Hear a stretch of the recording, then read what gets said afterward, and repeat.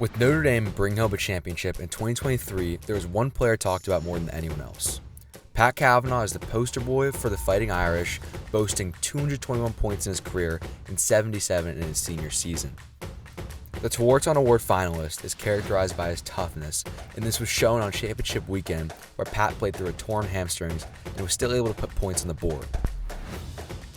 Kavanagh is a feed-first kind of player, but he has no problem going to the goal and has one of the most diverse skill sets to do it.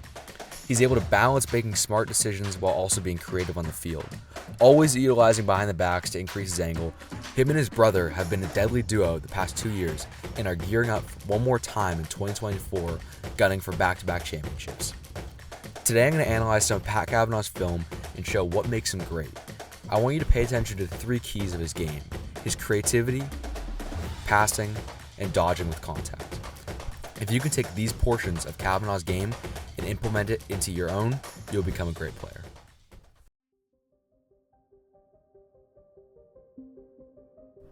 One of Pat's strengths is dodging through contact. In this clip, Pat initiates his dodge from up top, and instead of dodging to free his hands, he attacks his defender, posting up like he's a basketball player. This puts the defender off balance on his heels. Pat now controls the matchup, and the pole is just reacting.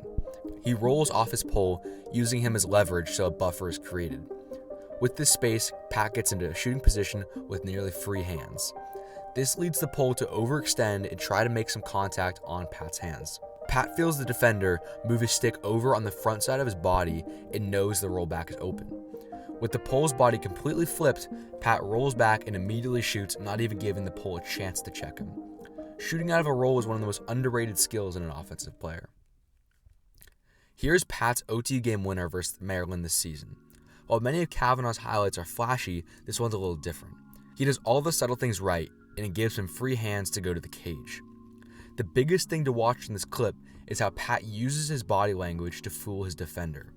He starts his clip extremely upright, jogging slowly like he's just going to rotate the ball around. Seeing this makes Makar relax in his own posture and stand a little taller in a less defensive position. As soon as Pat sees this, he shifts his body into a dodging position and gets downhill towards the goal. Makar is completely out of position and wasn't ready for a dodge, so he tries to run and catch up.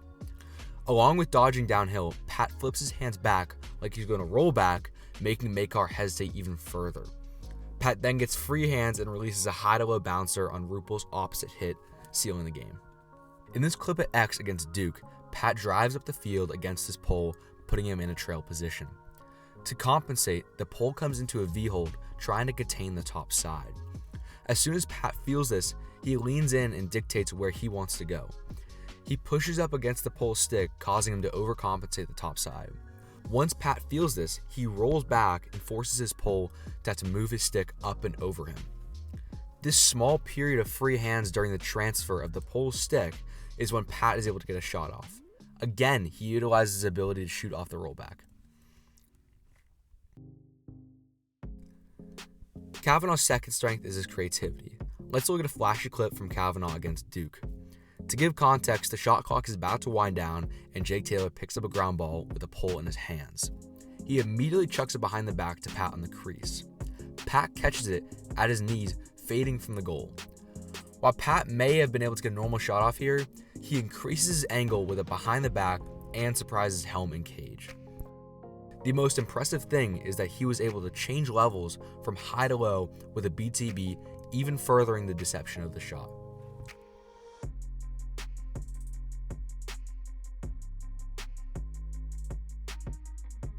There are some things in Pat's game that shouldn't be tried by the general public, but it works for him.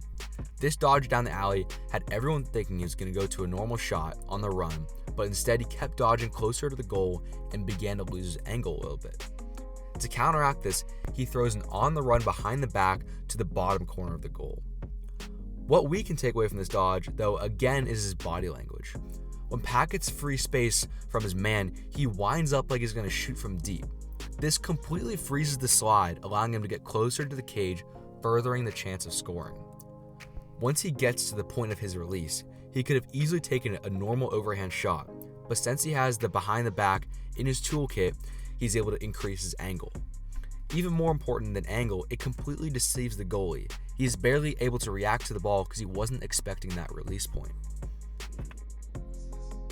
Pat is also creative with how he feeds. In this clip against UVA, he uses a BTB to free his hands and deceive the off-ball defender. Once Pat gets up on an island, he sees Jake Taylor cutting across the field with a defender at his back. By throwing this ball behind his back, the ball is moving towards Jake Taylor, making it easy for him to catch and shoot. If he were to throw this normally, the trajectory of the ball would have made it harder to catch and finish. If you can take away anything, it's that Pat uses behind the backs and creative mentality to get the most out of his angles and positioning.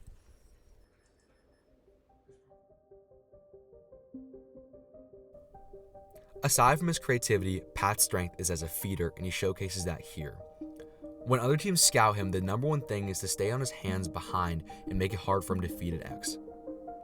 This means Pat has to create his own space behind because he's such a threat.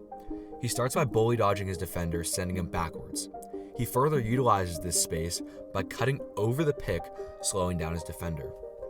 With all this space, he sees his brother cutting across the field and throws it to open space where he's going to be for a catch and rip.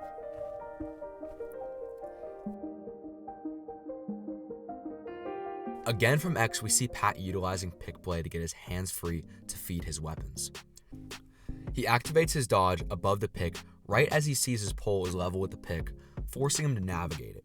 This gives him a buffer, allowing him to either feed or continue his dodge. Here he looks up and doesn't see anyone immediately open, so he continues his dodge. This makes the defense respect him as a shooter, and the slide begins to hedge towards him.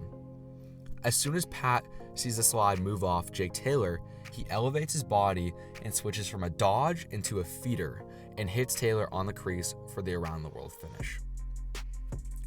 Being a good feeder is about having your head up at all times.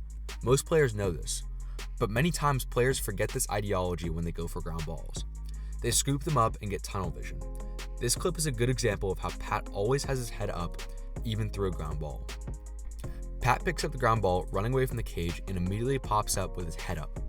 This upright, athletic posture makes it look like he's going to shoot, and he draws the attention of every Duke player, and they all forget about Chris on the crease. From this position, Pat levers a pass through the defense to Chris, allowing him to finish.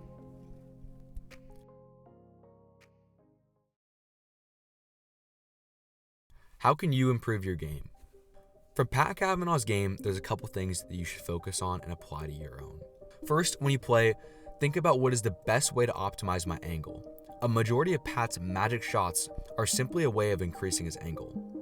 Secondly, work on shooting off a rollback. It is the basis of a majority of shots out of contact, and if you can master it, goalies can't read you and poles can't guard you. Lastly, always have your head up.